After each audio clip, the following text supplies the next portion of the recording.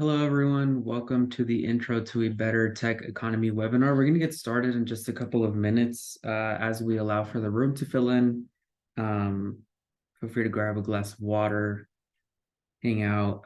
We'll get started in about a minute or two, and I'll keep repeating this message a couple of times.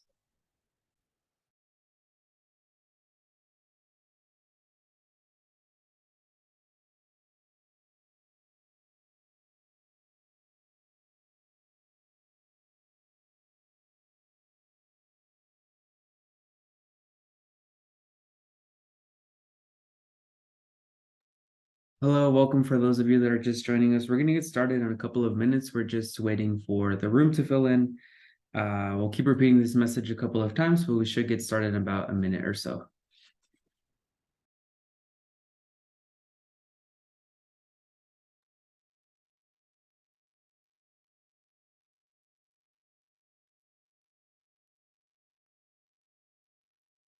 Hello, welcome to those of you just joining us. We're just waiting for the room to fill in a bit, waiting for some late arrivals. We're going to get started in about a minute.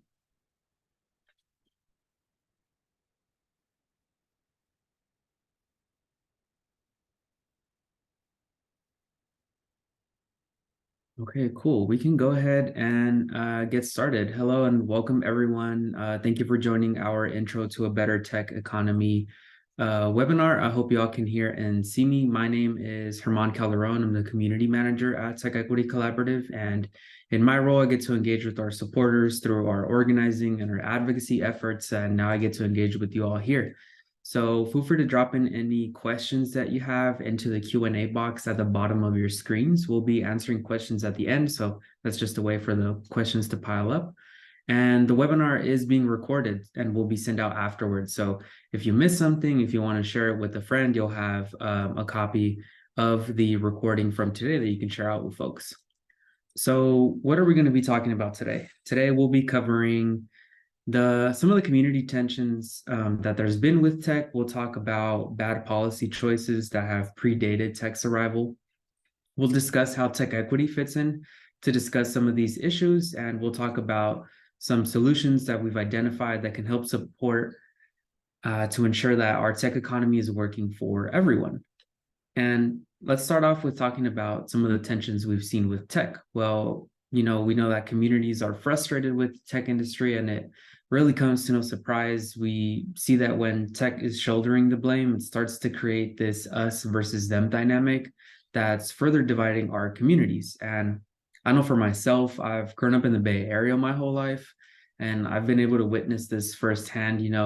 I have friends and family who are worried about the changes that are in their communities and what that means for themselves, their housing situations, their jobs, and their families, but also have friends and family who pursue jobs within the tech industry. And likewise, I found lots of success, like I said, for themselves, for their jobs, and the ability to find housing. But unfortunately, as the tech sector continues to expand, and especially accelerated with remote work into other cities around the country, we're seeing that many of the inequities that are experienced here in the Bay Area are now beginning to replicate themselves elsewhere. So how do we get here?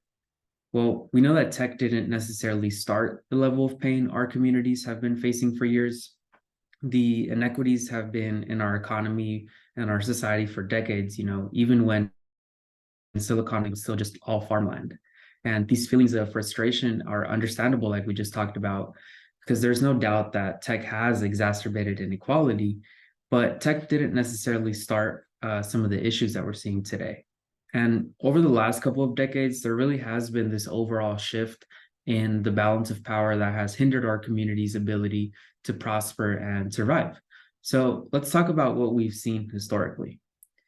This shift in power really has benefited corporations, and while the government was cutting back on social programs that were simultaneously cutting taxes for larger corporations in the 80s, and individual tax rates have been following the same trajectory. That's the blue line.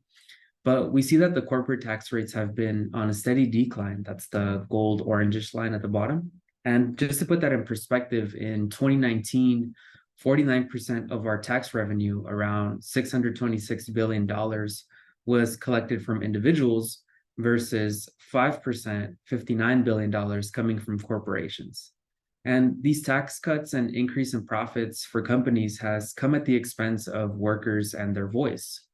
We know that corporations have a long history of suppressing worker power and voice, and there are numerous accounts of union busting and strategic attacks on worker-centered organizations that have only reinforced a profit over people approach. And a combination of all this had led to the shift in power, like we were mentioning earlier, that's disproportionately impacting many people in our economy today. Corporations have begun to flex this shift in power by entering communities and buying up apartments and homes in an effort to maximize profits. And we're seeing that corporations' bad practices as new landlords through inaccurate background checks, predatory ownership schemes, and exclusionary lending. And this has begun to reinforce the racist and exclusionary housing practices of the past, also known as redlining. You may be asking yourselves, what is redlining? Well, redlining in the 1930s, the federal government instituted a policy that's still felt today, especially within communities of color in the Bay Area, in California, and all across the country. And that policy is redlining. And redlining was a process in which the Homeowners Loan Corporation, a federal agency, gave neighborhoods these ratings to guide investment. And the policy is named for the red or hazardous neighborhoods that were deemed the riskiest. And on maps, those neighborhoods were literally redlined, as we can see with the images of the screen. Those are all those red blocks. And those communities that were deemed risky investments or redlined didn't receive any investment. And these neighborhoods were predominantly home to communities of color, and that really is by no accident. The hazardous ratings were in large part based on racial demographics. In other words, redlining was a discriminatory and a racist policy, and it made it hard for residents to get loans for home ownership or for maintenance of their homes for something like building a new roof. Consequently, redlining led to cycles of disinvestment, including development and production within these neighborhoods. And there's a terrible history of underinvestment, underbuilding, and exclusion in our country. And often those communities that have been historically underinvested in and have been redlined are the very same communities that are at risk of gentrification today. And on top of exclusionary zoning policies, it's simply just too expensive to build affordable homes in our country today. If we take San Francisco as an example, it costs about $1.2 million to build one unit of housing. And even if more housing does get built, tenants are not protected enough to remain in their homes. And we've seen that eviction rates and displacement rates continue to increase heavily over the years. Families have been pushed into the outer edges of major cities, further away from job centers and resources.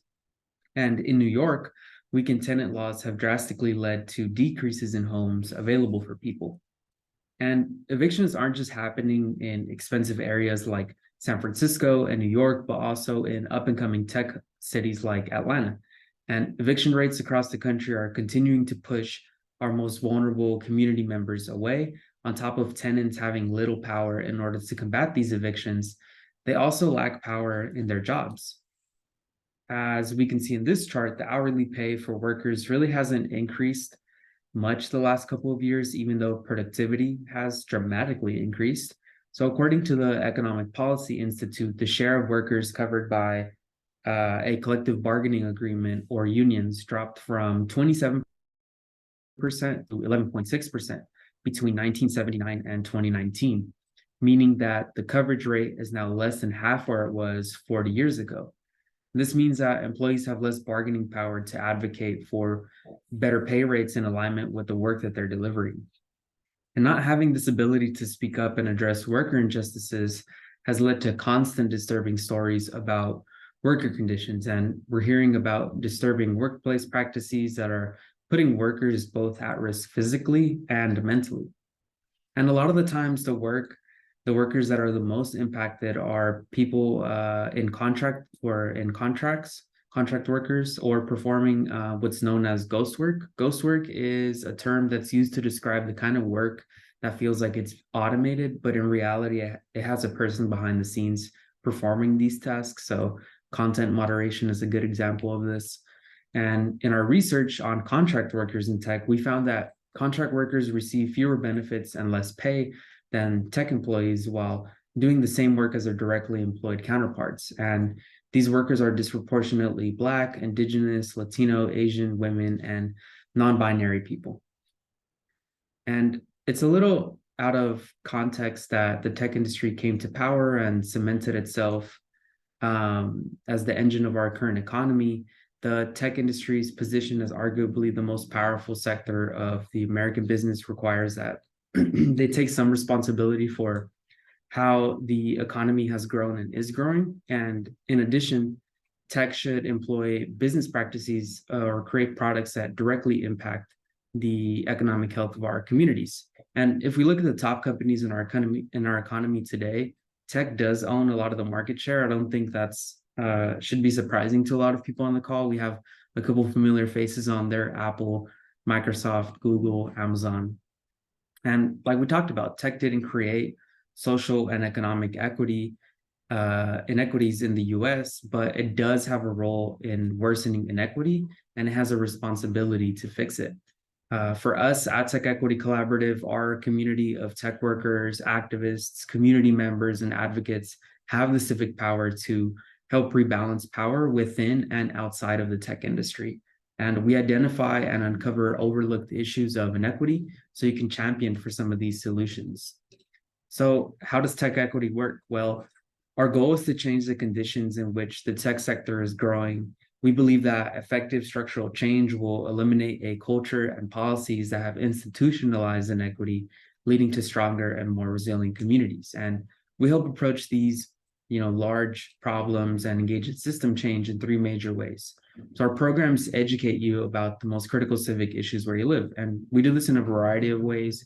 We host book club discussions, panel discussions. We host tons of webinars, such as the one you're on today. We produce voter guides and voter materials around election season.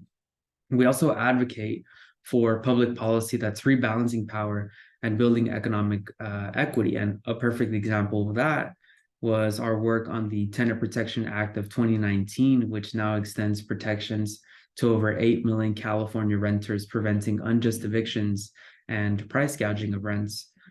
Also, the Pay Transparency for Pay Equity Act, SB 1162 from last year, which was around increasing pay transparency and requiring more equitable hiring practices.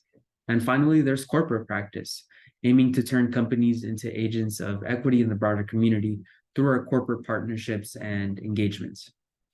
So what are the issues that we're seeing within tech and as a result of tech that we can help address? Well, within the tech sector, we see these large disparities emerging between headquarters, warehouse, and contracted workers. Temporary, contract, and contingent workers who are hired through these contracting agencies are often doing the same work as directly employed peers while making less money, receiving fewer benefits, and experiencing career immobility. And at TechEquity, we've done research known as the Contract Worker Disparity Project to help uncover some of these issues. And at the same time, the tech industry has an imperative to make its employee base more representative of the population at large, not just to create broader economic opportunity, but because companies with diverse representation at all levels are more likely to be successful than those that aren't. And we worked on the Pay Transparency for Pay Equity Act, as we mentioned earlier, SB 1162, to address some of these inequities within the tech industry. And there's also inequities as a result of tech that we've been working on. It has produced a lot of wealth, but that wealth has exacerbated our communities. People have been displaced, homes have become more expensive. However, we can repurpose this wealth to strengthen tenant protections, produce more affordable housing, and help communities organize around policies that are changing the ownership structure back into the hands of people instead of corporations. And we've tackled some of these issues through our work on Prop 13 reform. And next up, we have the impact of tech products. Prop tech is accelerating the corporate takeover of single-family starter homes and renting at a mass scale. And these new companies are venture-backed, they're digitally enabled, and they play an increasingly influential role in the economy. From new modes of housing construction to automated home buying, these tech-enabled companies are promising to scale massive market share and reap higher valuations along the way. So we have to be thoughtful about how we can work with companies to not reinforce some of the biases in their products. And we're working already on this through our Tech Bias in Housing initiative.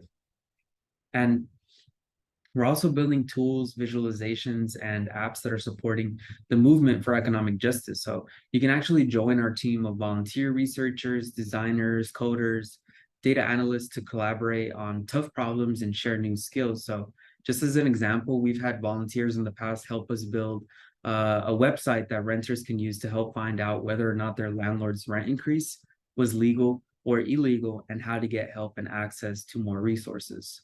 And this year's key initiatives really begin with the Contract Worker Disparity Project. It's a first of its kind worker-centered initiative that shares a light on the practice of contracting out and proposes and advocates for public policy solutions and partners with companies to adopt responsible contracting standards. And up next, we have the Tech Bias in Housing initiative, examining the promises and perils of housing technology. And we aim to ensure the technological innovations in the housing space, making sure that they do not reinforce the racist housing systems and policies of the past. And finally, we have the Housing Data Initiative, which is around, making sure that we're passing good policy, and that passing good policy is meaningless, if those policies aren't implemented well. Together with our coalition partners and government officials, we can identify where tech can be a lever for smart policy implementation. And we enlist tech workers, such as yourselves who are on this call, to help build the tools that move us from talk to action. So you may be asking yourselves, well, what can you do today, right? You can sign up to become a civic tech volunteer, as we just talked about, flex your tech skills. You can tell your friends about us. The more people that know about us, the better. You can contribute. You can join me for a one-on-one conversation. I do host quick calls, whether you want to ask more personal questions, if you want to talk about what kind of resources we have, you can sign up. I'll send a link out on my email. If you're a contract worker, we're actually doing interviews for people to share out their experiences as their work in contracting, and what they've kind of, whatever they want to talk about. And those are also 30 minutes or half an hour. They are paid conversations. So if you're interested in sharing your experience as a contractor in tech, that is also another opportunity that's available. And finally, you can check us out at our next event. We do host tons of events year round. So you can, just check out our events page. We'll probably have something on there that you'd be interested in. And we have past event recordings from some of the previous events that we've hosted. So just want to take a minute or two to see if anyone had any questions in the Q&A. It's also fine if you don't. We will send out that follow-up email. And if you think of something later down the line, you'll have my email to ask those questions. So I'll just take like a couple seconds, see if anyone has anything.